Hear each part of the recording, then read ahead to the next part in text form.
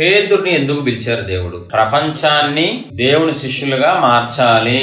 కాబట్టి పేతురు ఏం చేశాడు? పత్రికలు రాశాడు. పేతురు ఏం చేశాడు? జనాల దగ్గర యేసు ప్రభువుని సిలువేసి మీరే ప్రసంగాలు చేస్తే 3,000 మంది ఒకరోజు 5,000 మంది బాప్తిసం పొందారు. పేతురు రాసిన పత్రికలో ఉంటది, నేను చచ్చిపోతున్నానని తెలిసి మిమ్మల్ని రేపుతున్నాను.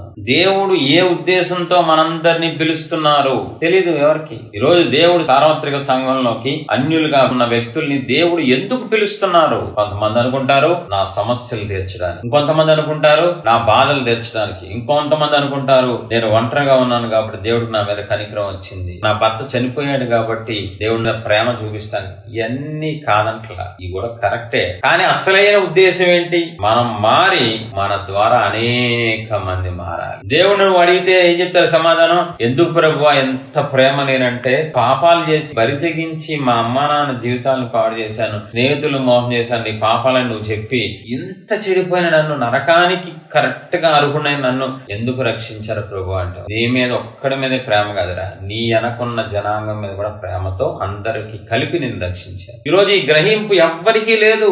ఎలా చెప్పగలను?